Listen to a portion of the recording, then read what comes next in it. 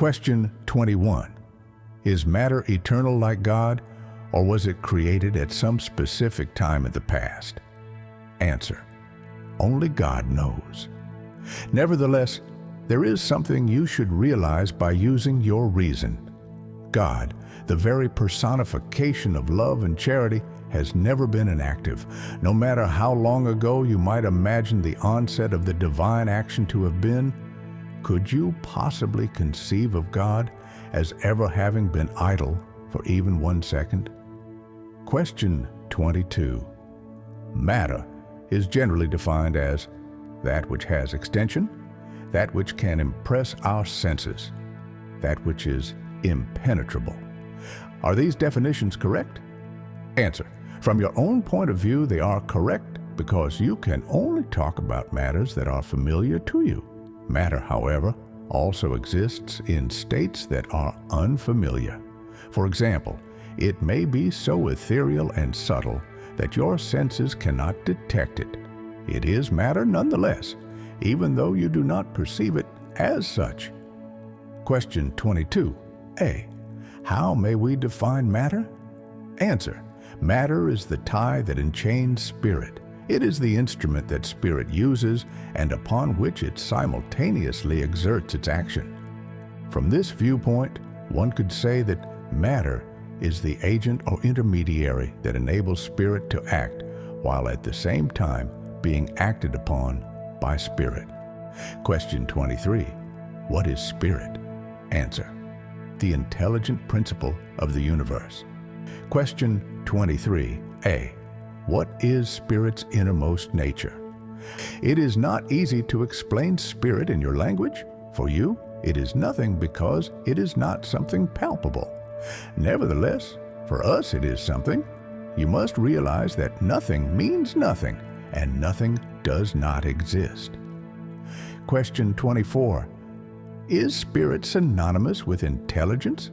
Answer: intelligence is one of the essential attributes of spirit, but both merge into a common principle.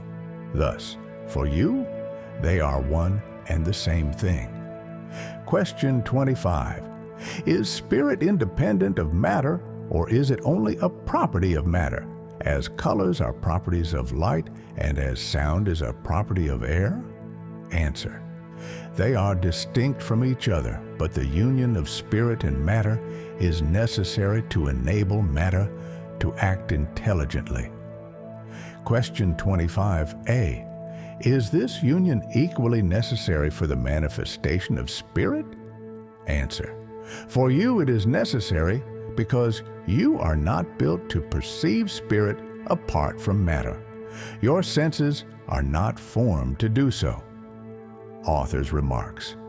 In this section, we understand spirit to mean the intelligent principle, rather than the entities designated by the name. Question 26. Can we conceive of spirit apart from matter, and matter apart from spirit?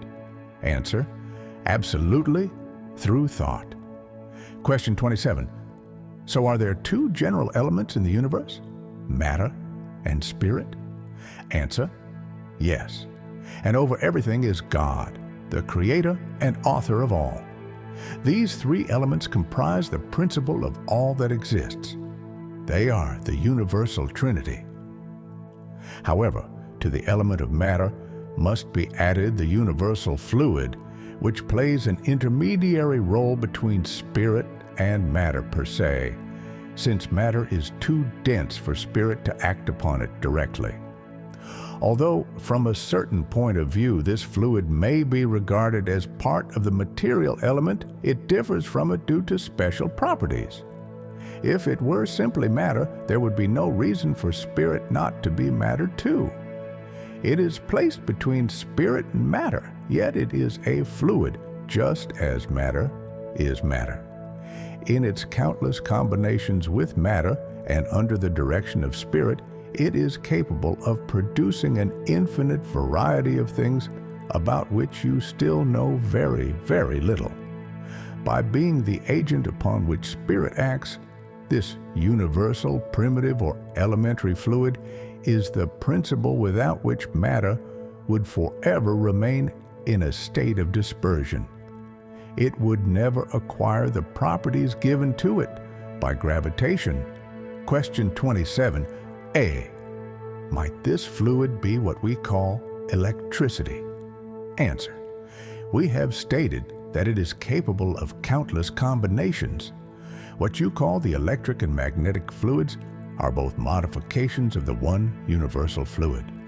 Properly speaking, this fluid is a perfect and subtler matter that may be considered as being independent of matter per se. Question 28.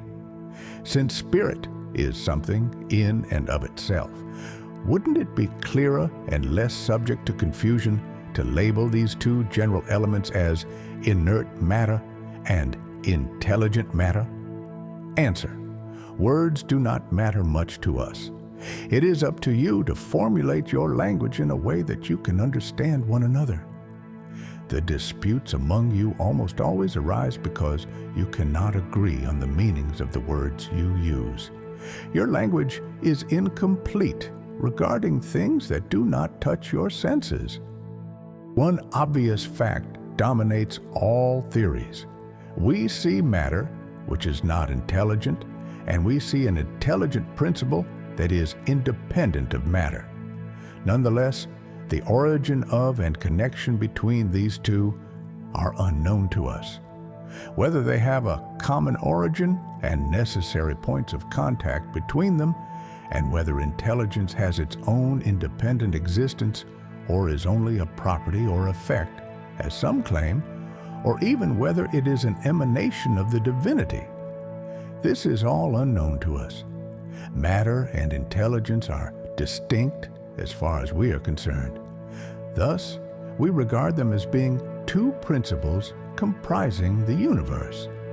Above these, however, we see an intelligence dominating and governing all others, and it differs from them due to its essential attributes. It is this supreme intelligence that we call God.